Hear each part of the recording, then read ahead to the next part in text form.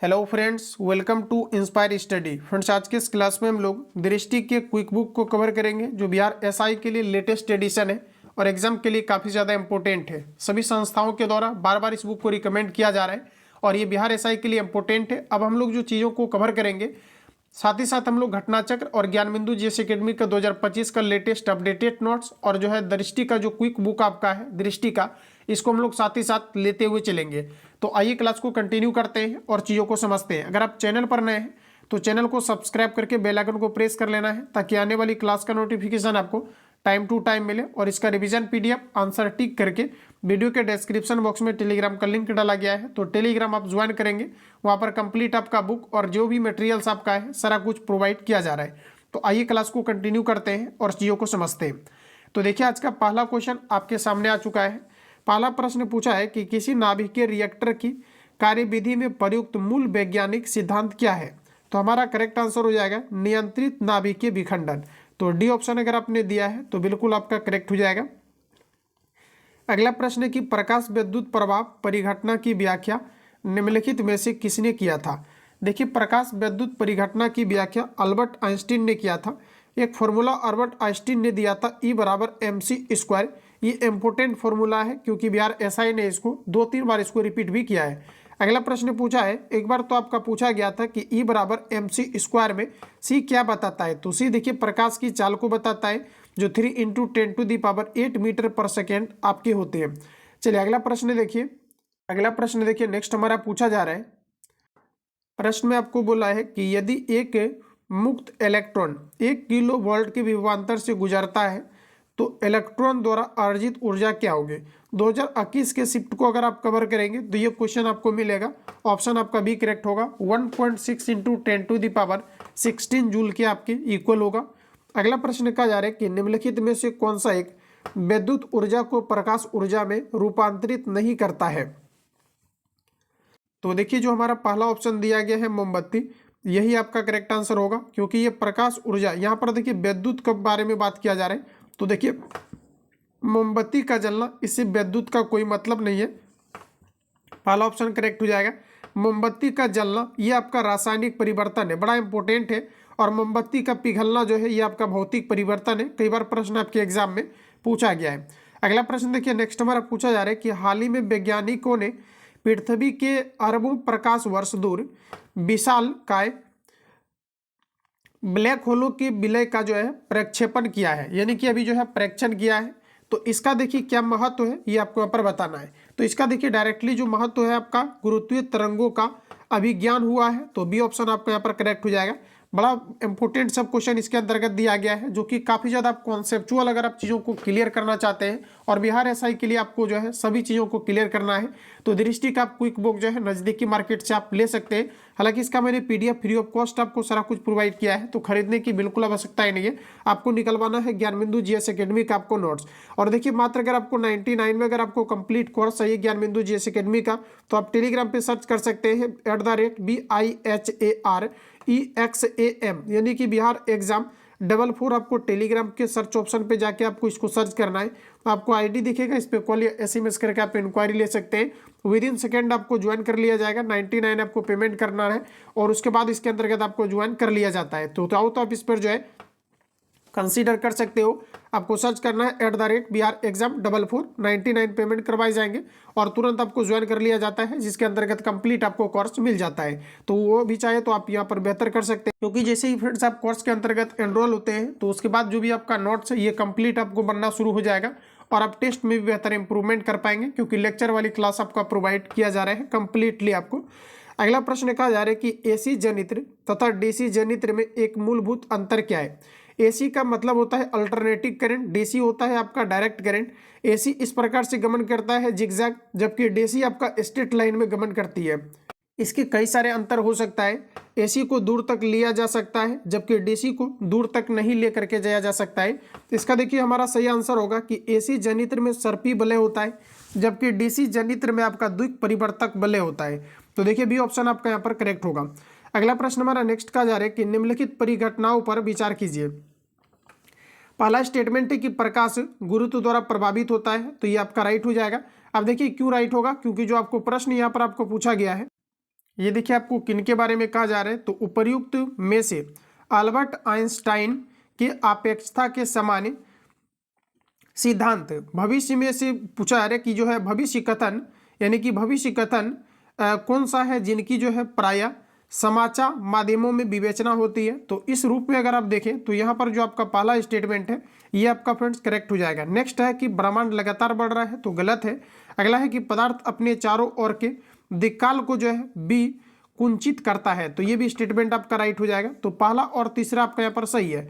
तो इस प्रकार से आप देखें तो ऑप्शन नंबर आपका ए जो है करेक्ट होगा, सॉरी ऑप्शन आपका यहाँ पर सी करेक्ट हो जाएगा। पहला और तीसरा स्टेटमेंट आपको करेक्ट दिया गया है।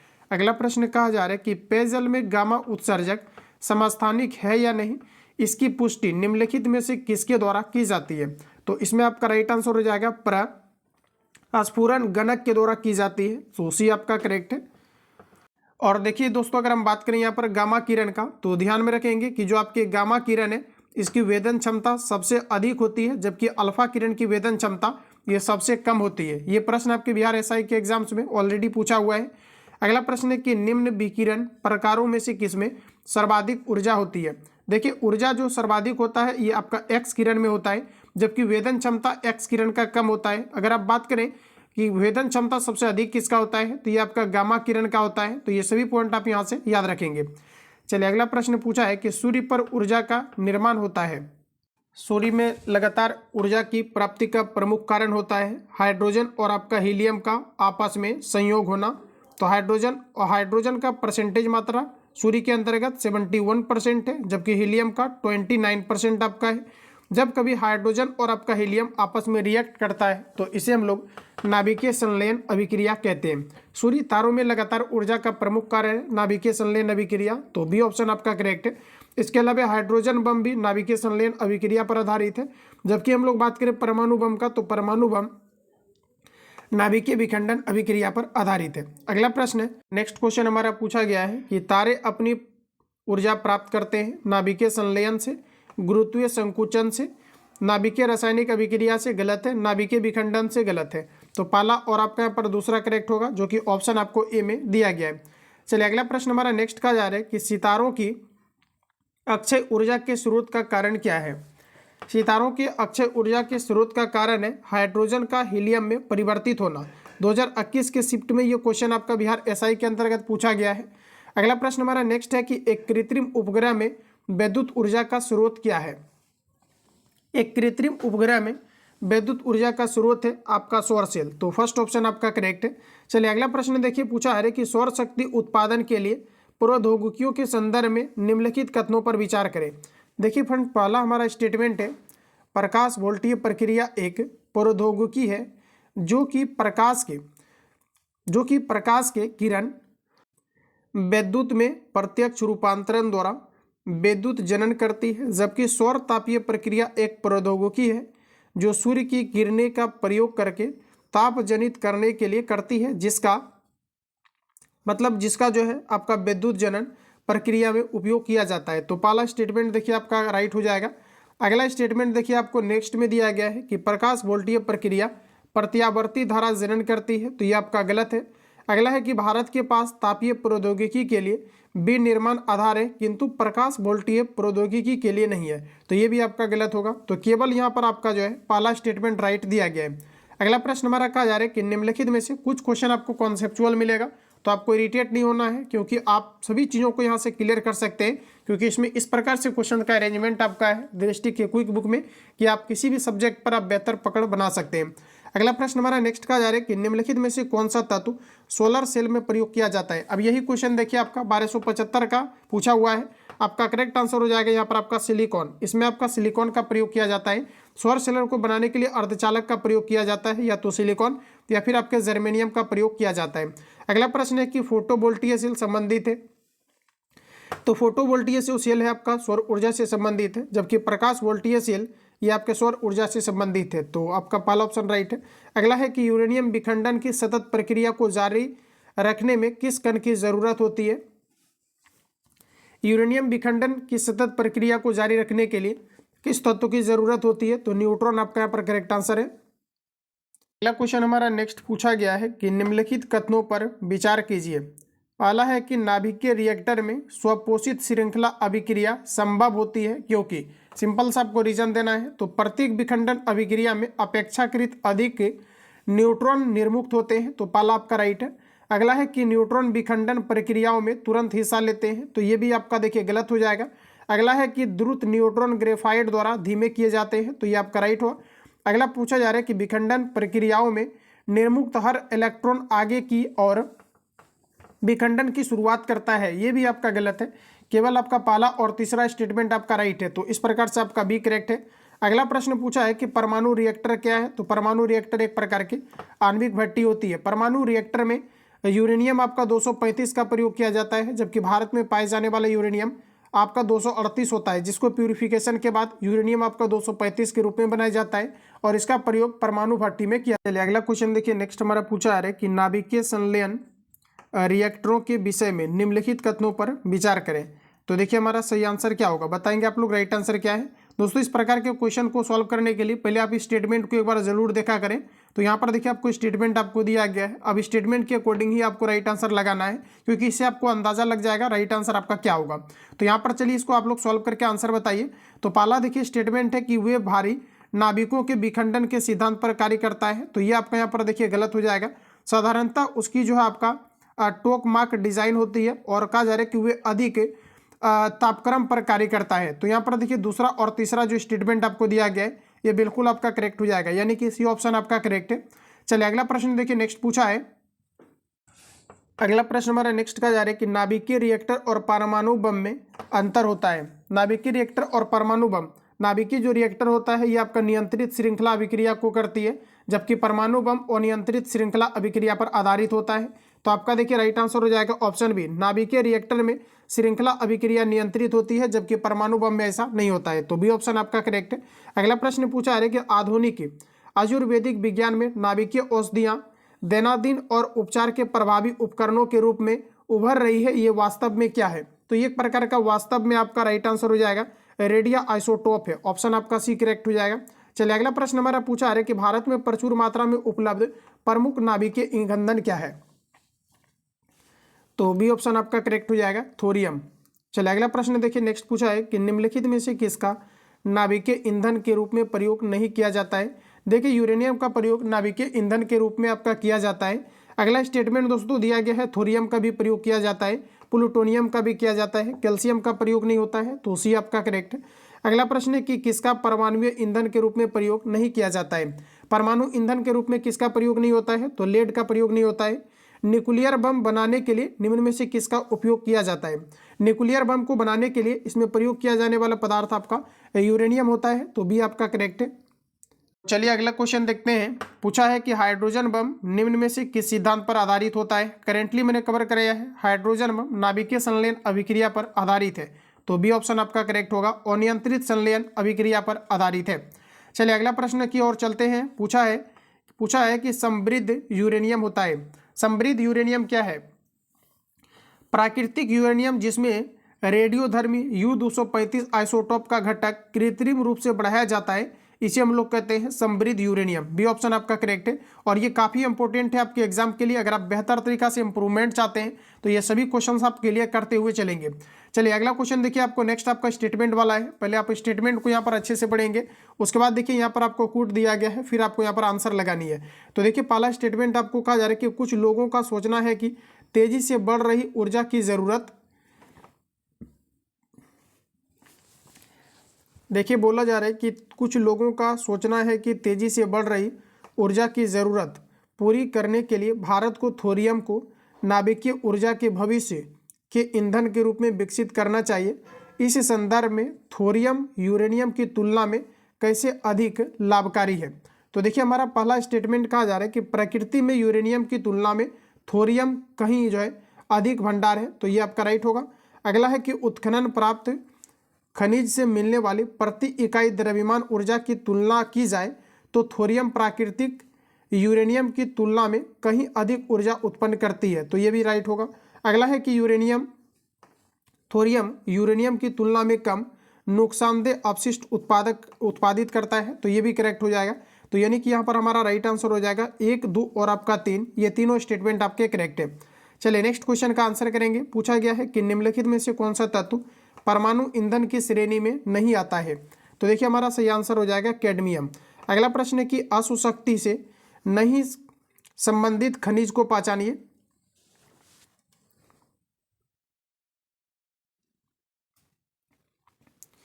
तो देखिए आपका राइट आंसर हो जाएगा क्रोमियम, डी ऑप्शन आपका राइट है। अगला प्रश्न है कि भारत का प्रथम परमाणु संयंत्र इनमें से क्या है। भारत का पहला परमाणु संयंत्र महाराष्ट्र के अंतर्गत तारापुर के अंतर्गत स्थापित किया गया था, तो सी ऑप्शन आपका करेक्ट है। अगला प्रश्न है कि ध्रुव पूर्णिमा तथा साइरस में क्या संबंध है। ध्रुव पूर्णिमा और साइरस में क्या संबंध है, तो आपका सही आंसर ये होगा कि ये भारतीय शोध एक प्रकार का रिएक्टर है, तो फर्स्ट ऑप्शन आपके करेक्ट है। ध्रुव पूर्णिमा और साइरस में क्या संबंध है, तो ये एक प्रकार का भारतीय शोध रिएक्टर है, फर्स्ट ऑप्शन आपके करेक्ट हो जाएगा। क्लियर है। चलिए अगला क्वेश्चन देखिए। नेक्स्ट हमारा पूछा गया है कि भारत के न्यूक्लियर रिएक्टर में कौन सा ईंधन का प्रयोग किया जाता है। तो रिसेंटली मैंने आपको बताया है यूरेनियम आपका 238 का जो है प्रयोग भारतीय कहा जा रहा है कि न्यूक्लियर रिएक्टर में किस प्रकार के ईंधन का प्रयोग किया जाता है। तो यहाँ पर देखिए आपका डी करेक्ट हो जाएगा। वैसे देखिए एग्जैक्ट अगर आप बात करें तो यूरेनियम 235 का प्रयोग किया जाता है, ऑप्शन के अकॉर्डिंग आपका डी करेक्ट होगा। अगला प्रश्न पूछा है कि भारत में भारी जल बनाया जाता है। भारी जल जिसे डायट्रियम ऑक्साइड कहा जाता है, तो भारी जल भारत के अंतर्गत बनाया जाता है, तो आपका राइट आंसर हो जाएगा ट्रांबे में भारी जल बनाए जाते हैं, फर्स्ट ऑप्शन आपके करेक्ट है। अगला प्रश्न है कि एक नाभिकीय रिएक्टर में भारी जल का कार्य क्या होता है। नाभिकीय रिएक्टर में मंदक के रूप में भारी जल का प्रयोग किया जाता है, तो न्यूट्रॉन की गति को कम करने के लिए डायट्रियम ऑक्साइड का प्रयोग किया जाता है। अगला प्रश्न हमारा नेक्स्ट पूछा जा रहा है कि यूरेनियम के रेडियोधर्मी विघटन का अंतिम उत्पाद क्या है। यूरेनियम के रेडियोधर्मी विघटन का अंतिम उत्पाद क्या है, तो आपका पहला ऑप्शन करेक्ट हो जाएगा सीसा। चलिए नेक्स्ट क्वेश्चन देखते हैं। अगला प्रश्न पूछा है कि निम्नलिखित में से कौन सा एक रेडियो एक्टिव नहीं है। देखिए ऑप्शन आपका डी करेक्ट हो जाएगा। ये आपका जर्कोनियम जो है ये आपका रेडियो एक्टिव नहीं है। निम्नलिखित में से कौन सा यूरेनियम समस्थानिक परमाणु ऊर्जा संयंत्र में बिजली उत्पादन के लिए इस्तेमाल किया जाता है, तो आपका राइट आंसर हो जाएगा यूरेनियम 235 का बिजली उत्पादन के लिए प्रयोग किया जाता है। अगला प्रश्न है कि रेडियोधर्मी पदार्थ उत्सर्जित करता है, ऑप्शन आपका डी करेक्ट हो जाएगा बीटा किरण, अल्फा किरण, गामा। अल्फा बीटा गामा ये तीनों उत्पन्न करता है आपका रेडियोधर्मी पदार्थ, तो डी ऑप्शन आपका करेक्ट होगा। अगला प्रश्न है कि नाभिकीय रिएक्टर में निम्नलिखित में से किसी मंदक के रूप में प्रयोग किया जाता है, तो इसमें देखिए आपका भारी जल का प्रयोग किया जाता है मंदक के रूप में, ऑप्शन के अकॉर्डिंग हमारा बी करेक्ट हो जाएगा ग्रेफाइट। ग्रेफाइट देखिए न्यूट्रॉन को भी अवशोषित करता है। अगला प्रश्न कहा जा रहा है कि एक ब्रीडर रिएक्टर क्या है। देखिए एक ब्रीडर रिएक्टर क्या है, तो जो विखंडन होने वाले पदार्थ को उसमें अधिक उत्पन्न करता है जितना कि वह जलाता है, तो ऑप्शन आपका सी करेक्ट हो जाएगा, जिसे ब्रीडर रिएक्टर कहा जाता है। प्रश्न को रिपीट करते हैं। पूछा जा रहा है कि एक ब्रीडर रिएक्टर क्या है, तो देखिए जो विखंडन होने वाले पदार्थ को उससे अधिक उत्पन्न करता है जितना वह जलाता है, तो ऑप्शन आपका सी करेक्ट हो जाएगा, जिसे ब्रीडर रिएक्टर कहा जाता है। अगला प्रश्न पूछा है कि देहली आवृत्ति कैसी होती है, तो देखिए जिसके नीचे प्रकाश विद्युत उत्सर्जन संभव नहीं होता है, इसे आपका देहली आवृत्ति कहा जाता है। चलिए अगला क्वेश्चन हमारा नेक्स्ट पूछा है प्रकाश वोल्टीय सेल के प्रयोग से सौर ऊर्जा का रूपांतरण करने से निम्नलिखित में से किसका उत्पादन होता है, तो हमारा देखिए करेक्ट आंसर हो जाएगा इसमें आपका विद्युत ऊर्जा का उत्पादन होता है। प्रकृति में सबसे सख्त बल क्या है। प्रकृति में सबसे सख्त बल क्या है, ये आपको यहाँ पर पूछा जा रहा है, आंसर लगाइए इसका करेक्ट आंसर क्या है। प्रकृति में सबसे सख्त बल होता है आपका नाभिकीय बल, ऑप्शन अगर आपने यहाँ पर सी दिया है तो बिल्कुल करेक्ट है। चलिए नेक्स्ट टॉपिक में हम लोग एंटर कर चुके हैं। नेक्स्ट टॉपिक है कि कोहरे में निम्नलिखित में से कौन सा कोलाइडी तंत्र अभिव्यक्त होता है। देखिए क्वेश्चन पूछने का ट्रेंड इसमें आपको डिफिकल्ट लगेगा क्योंकि आपका दृष्टि का क्विक बुक है और लैंग्वेज अगर आपने कंट्रोल कर लिया तो लगभग क्वेश्चन आपसे बनना शुरू हो जाएगा। इसका आंसर आप लोग यहाँ से जो है अब शुरुआत हो जाइए और करते चलेंगे। तो देखिए प्रश्न पूछा है कि निम्नलिखित में से कौन सा कोलाइडी तंत्र अभिव्यक्त है, तो हमारा पहला ऑप्शन करेक्ट हो जाएगा गैस में जो है आपका द्रव। चलिए अगला प्रश्न हमारा नेक्स्ट पूछा जा रहा है कि क्रोमेटोग्राफी तकनीक का प्रयोग होता है। क्रोमेटोग्राफी तकनीक का प्रयोग एक मिश्रण से पदार्थ को अलग करने के लिए क्रोमेटोग्राफी का प्रयोग किया जाता है। अगला प्रश्न है कि पायस एक कोलाइड है। देखिए दूध जो होता है एक प्रकार का आपका पायस का ही एग्जाम्पल होता है जिसे इमल्सन भी कहा जाता है, बी आपका करेक्ट होगा। द्रव में द्रव का जो मिश्रण होता है ये आपके पायस या कोलाइड कहलाता है, यानी पायस कोलाइड या इमल्सन कहा जाता है। अगला प्रश्न पूछा है कि दूध क्या है, तो एक प्रकार का पायस है। अगला प्रश्न है कि जल से समुद्र जल को किस प्रक्रिया द्वारा शुद्ध किया जाता है। समुद्री जल को किस प्रक्रिया द्वारा शुद्ध किया जाता है। आपका फर्स्ट ऑप्शन करेक्ट हो जाएगा, आसवन के द्वारा शुद्ध किया जाता है। अगला प्रश्न है कि प्रदीप्ति नली में सर्वाधिक सामान्यतः प्रयोग होने वाली वस्तु है। प्रदीप्ति नली में सर्वाधिक सामान्यतः प्रयोग होने वाली वस्तु है, तो इसे हम लोग कहते हैं पारा वाष्प तथा आर्गन का प्रयोग किया जाता है। नेक्स्ट प्रश्न हमारा पूछा है कि निम्नलिखित द्रवों में से कौन सा ऊष्मा का बहुत अच्छा चालक होता है। पारा, पानी, ईथर, बेंजीन। तो हमारा सही आंसर हो जाएगा पारा। निम्नलिखित धातुओं में से कौन सा सामान्य ताप पर द्रव अवस्था में पाई जाती है। तो पारा आपका करेक्ट आंसर हो जाएगा। जबकि बात करें हम लोग अधातु का, तो ये आपका सही आंसर ब्रोमीन होगा। अगला प्रश्न पूछा है कि रासायनिक रूप से सूखी बर्फ क्या है। ठोस कार्बन डाइऑक्साइड को सूखी बर्फ के रूप में भी जानी जाती है, तो डी ऑप्शन आपका करेक्ट है। चलिए अगला प्रश्न हमारा नेक्स्ट पूछा है कि आयोडीन और पोटेशियम क्लोराइड के मिश्रण से आयोडीन को अलग किया जा सकता है। आयोडीन और पोटेशियम क्लोराइड के मिश्रण से आयोडीन को अलग किया जा सकता है, तो ऊर्ध्वपातन के द्वारा। ऑप्शन नंबर आपका सी करेक्ट हो जाएगा। चलिए अगला प्रश्न हमारा पूछा है कि शुद्धिकरण की प्रक्रिया में गंदले पानी का उपचार फिटकरी से करते हैं, यह प्रक्रिया क्या कहलाती है। तो देखिए आपका ऑप्शन ए करेक्ट हो जाएगा, इसे अस्कंदीकरण कहा जाता है। नेक्स्ट क्वेश्चन पूछा है, कहा जा रहा है कि मामूली कट जाने पर, पूछा है कि मामूली कट जाने पर फैक्ट्री रक्त शराब को रोक देती है, इसका प्रमुख कारण क्या है। तो यह एंटीसेप्टिक के रूप में प्रयोग करता है। ऑप्शन यहाँ पर आपका डी करेक्ट हो जाएगा, अस्कंदन के कारण से। नेक्स्ट प्रश्न पूछा है कि अशुद्ध कपूर को शुद्ध किया जा सकता है। तो देखिए अगला प्रश्न पूछा है कि अशुद्ध कपूर को शुद्ध किया जा सकता है ऊर्ध्वपातन के द्वारा। ऑप्शन ए करेक्ट हो जाएगा। ऊर्ध्वपातन वही प्रक्रियाएं होती है जिसमें कि ठोस बिना द्रव अवस्था में गए सीधे वाष्प में परिवर्तित हो जाता है। इसका काफ़ी सारे उदाहरण भी है, जैसे कि आपका अमोनियम क्लोराइड है, NH4 आपका Cl है, कपूर है, नौसादर जिसे हम लोग कहते हैं, या नेफ्थलीन भी है। ये सभी ऊर्ध्वपातन के गुण को प्रदर्शित करती है। अगला प्रश्न हमारा नेक्स्ट पूछा है कि वह चुनिए जो मिश्रण नहीं है। देखिए वायु एक प्रकार का मिश्रण है, वो सभी मिश्रण है जिसका कि कोई भी फॉर्मूला नहीं होता है। गैसोलीन दिया गया है, LPG दिया गया है और आपको अशुद्ध जल दिया गया है। तो देखिए LPG की बात करें, अशुद्ध जल की बात करें, गैसोलीन की बात करें, तो इसमें यह बताना है कि इनमें से आपका मिश्रण क्या नहीं है। तो देखिए आपका राइट आंसर हो जाएगा डी। डी जो आपका है अशुद्ध जल, इसका फॉर्मूला होता है H2 और ये एक प्रकार के कंपाउंड्स होते हैं, तो डी आपका करेक्ट हो जाएगा। नेक्स्ट क्वेश्चन है, अल्कोहल जल मिश्रण से अलग अलग किया जा सकता है। बताइए अल्कोहल जल मिश्रण से जल को अलग किया जा सकता है। अल्कोहल जल जो मिश्रण है, अल्कोहल जल का जो मिश्रण है, इनमें से पूछा जा रहा है कि जल को किस विधि के द्वारा अलग किया जा सकता है। तो आपका राइट आंसर सी हो जाएगा, आसवन विधि के द्वारा अलग किया जा सकता है। अगला क्वेश्चन है कि पेट्रोल से लगी आग को बुझाने में जल प्रभावी नहीं होता है क्योंकि। इसका प्रमुख कारण है कि जल एवं पेट्रोल अमिश्रणीय है और पेट्रोल ऊपरी परत बनाता है अतः जलता रहता है। तो डी ऑप्शन आपका करेक्ट है। नेक्स्ट क्वेश्चन पूछा है कि निलंबन कण किसके बीच एक जैसा व्यवहार रखते हैं। निलंबन कण किसके बीच एक जैसा व्यवहार रखते हैं। तो बी ऑप्शन आपका करेक्ट हो जाएगा, 10⁻⁻5 से और जो है आपका 10⁻⁻7। ऑप्शन आपका बी करेक्ट हो जाएगा। अगला प्रश्न है कि निम्नलिखित में से कौन सा मूल तत्व है। मूल तत्व की बात करें तो आपका राइट आंसर हो जाएगा हीरा। ये केवल आपका कार्बन का बना होता है। अगला प्रश्न है कि माइका क्या है। माइका को ही अभ्रक कहा जाता है और एक प्रकार का विद्युत रोधी पदार्थ होता है जिसका प्रयोग काफ़ी सारे विद्युत रोधी इंस्ट्रूमेंट को बनाने के लिए किया जाता है। तो उष्मा का चालक तथा विद्युत का कुचालक होता है माइका। तो बी ऑप्शन अगर आपने दिया है तो बिल्कुल आपका करेक्ट है। तो फ्रेंड्स आज की इस क्लास को हम लोग यहीं पर खत्म करते हैं। बाकी किसी प्रकार का डाउट या संशय हो तो कमेंट बॉक्स में अपना फीडबैक दे सकते हैं। मिलेंगे हम लोग नेक्स्ट क्लास में, तब तक के लिए जय हिंद, बेस्ट ऑफ लक।